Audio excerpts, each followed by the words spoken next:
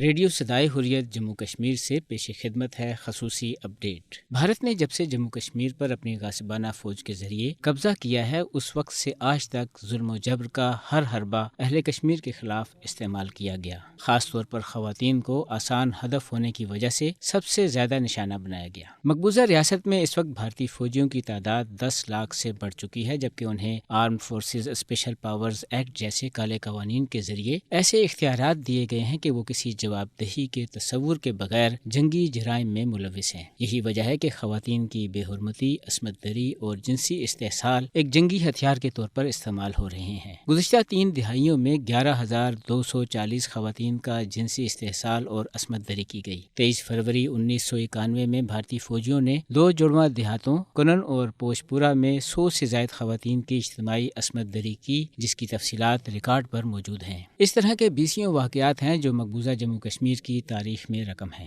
حقیقت یہ ہے کہ بھارتی حکومت اہل کشمیر کے دلوں سے جذبہ آزادی کو ختم کرنے میں بری طرح ناکامی کے بعد اپنی بوکھلاہٹ اور غصہ خواتین اور بچوں کو اپنی درندگی کا شکار بنا کر کم کرنے کی کوشش کر رہی ہے۔ مقبوضہ جموں کشمیر میں جہاں کشمیری نوجوانوں کا ماورائے عدالت قتل عام کیا جا رہا ہے، وہیں کشمیری قوم کی تذلیل و تحقیر اور خواتین کی عصمت دری کو بھارتی حکومت نے ایک مستقل پالیسی کے طور پر اپنایا۔ اسی لیے کشمیریوں کی قتل و غارت گری ہو یا خواتین کی عصمت دری کے واقعات، ثبوتوں کی موجودگی کے باوجود آج تک کسی کیس میں مجرموں کو انصاف کے کٹہرے میں نہیں لایا گیا اور نہ ہی کسی کو سزا ہوئی۔ اس کے برعکس انسانی حقوق کی بدترین پامالیوں میں ملوث اہلکاروں کو باقاعدہ انعامات، اعزازات اور ترقیوں سے نوازا گیا، جس سے ایک بات واضح ہو جاتی ہے کہ بھارتی حکومت اپنی فوج اور دیگر اداروں کو سیاسی مخالفین کا دل جیتنے کی بجائے انہیں ڈرانے، دھمکانے اور ہراساں کرنے کے لیے ہر قسم کا استعماری حربہ استعمال کرنے کی نہ صرف اجازت دے چکی ہے، بلکہ ان کی اس حوالے سے حوصلہ افزائی بھی کر رہی ہے۔ انسانی حقوق کے بین الاقوامی ادارے اپنی رپورٹوں میں باقاعدہ طور پر بھارتی فوجیوں کی طرف سے کی جانے والی عصمت دریوں اور